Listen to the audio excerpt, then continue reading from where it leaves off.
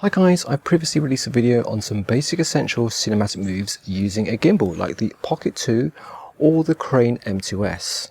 So if you're a more advanced gimbal user and you've already got these basic moves under your belt, in future videos we're going to take a deep dive into each of the moves with further tips how to master them to perfection. Now I've already released a video with tips on mastering the dolly shot that I'm going to link to up here. But in this video, I'm going to give you 7 tips that will make your panning shot more professional. Okay, tip 1. Let the gimbal do the work at the ends of the pan. If you're doing a pan by twisting the hand, at the end of the movement, keep your hand steady and then let the gimbal catch up and come to a complete stop before stopping the recording. Now this is going to make the footage seem more pleasing to the viewer, especially when setting on an object of interest. The gimbal will do a much better job of slowing the pan than we can do by hand. Tip 2. Once you've started a panning shot in one direction, then don't change your mind halfway through and go back to the opposite direction. There's nothing worse than enduring a panning shot and then the camera changes direction for no apparent reason. This is a surefire way of making the footage look a lot more amateur. You're never going to see this on professional productions, so as students of my cinematic school, let's not see that happen on my watch, alright? Okay, tip 3.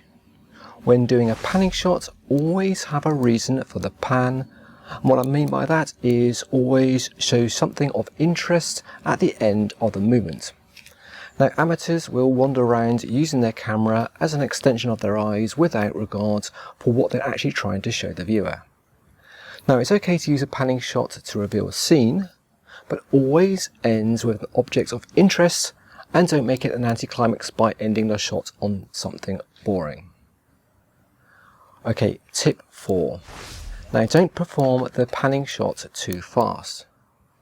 If you do, it's a surefire way of giving the viewer motion sickness, especially on a very large screen like a TV. Now keep the pan slow and deliberate. Now remember, we are making a cinematic footage here, not sports action. And also don't pan for too long. If you want to show a large landscape, for example, then try to split it into a couple of different pans, but perhaps with a static shot in between. Tip 5. Now this is an extension to the previous tip.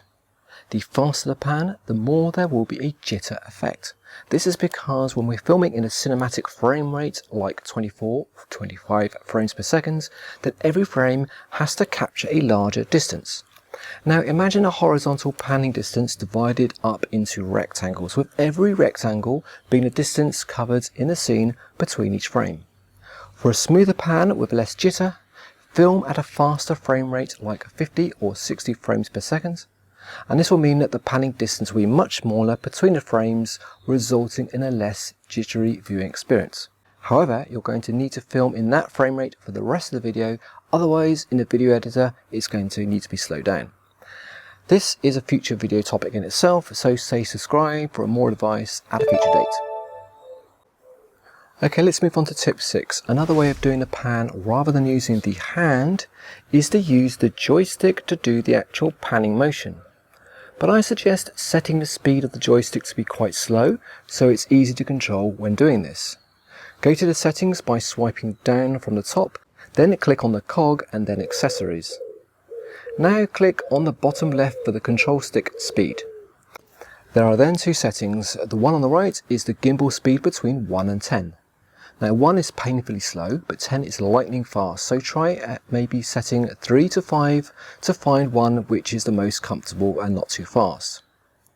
With the speed set, the joystick can then be used to do a pan, and it's probably going to be a bit smoother than doing it by hand. Tip 7. This tip is about the frequency of doing a panning shot. Now don't go overboard.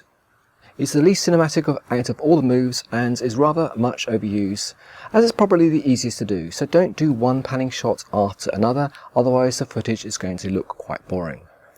Now I'm actually quite guilty of being tempted to do a panning shot quite often myself, so I'm preaching to myself here just as much. Okay, so that's my top tips for mastering the panning shot. Of course, always practice doing the shot a number of times in different situations to get more familiar how to solve the issues out there in the wild. Now, all of these cinematic techniques and shots are used in my other channel, which is Cinematic Travels, which I'm going to link to in the description. Now this channel is all about traveling around the world and exploring new places with cinematic techniques. All of these examples I've taken from various videos in my other channel, so hop over and check out that channel to see more example techniques. Take care, and I shall see you soon.